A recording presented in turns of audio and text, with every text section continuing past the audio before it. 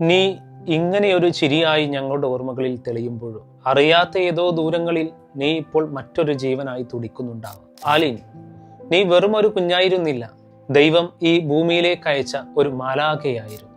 ഫെബ്രുവരി 5, ആ വേദനയുള്ള ദിനം. ഒരു നിമിഷത്തെ അപകടം കവർന്നെടുത്തത് ഒരു കുടുംബത്തിന്റെ ആകെ പ്രകാശമായിരുന്നു.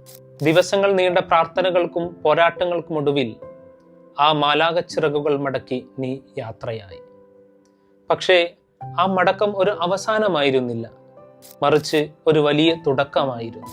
സ്വന്തം കുഞ്ഞിന്റെ ചേതനയറ്റ ശരീരത്തിന് മുന്നിൽ നിൽക്കുമ്പോൾ ഏതൊരു മാതാപിതാക്കളും തകർന്നു പോകും.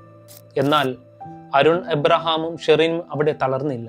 തങ്ങളുടെ കുഞ്ഞിലൂടെ മറ്റു ചില വീടുകളിലേക്ക് വിളക്ക് തെളിയട്ടെ എന്ന് ആ വലിയ ഹൃദയങ്ങൾ തീരുമാനിച്ചു. കരളും വൃക്കകളും നേത്രപടലങ്ങളും പകുത്തു നൽകിയപ്പോൾ ആലിൻ കേരളത്തിന്റെ ആകെ മകളായി മാറി. തിരുവനന്തപുരത്തെ ആശുപത്രിയിൽ ജീവിതത്തിലേക്ക് തിരികെ വരുന്ന 6 മാസം പ്രായമുള്ള കുഞ്ഞിലൂടെ, മറ്റൊരു 10 വയസ്സുകാരന്റെ സ്വപ്നങ്ങളിലൂടെ ആലിൻ ഇന്നും ജീവിക്കുന്നു. നീ മണ്ണിലേക്ക് മറഞ്ഞിട്ടില്ല മോളെ, പകരം നീ എത്രയോ പേരുടെ കണ്ണിലെ വെളിച്ചമായും ഹൃദയമിടിപ്പായും പുനർജനിച്ചിരിക്കുന്നു. അവയവദാനമെന്ന വലിയ സന്ദേശത്തിന് ഇനി നിന്റെ ഈ കുഞ്ഞുമുഖമായിരിക്കും അടയാളം.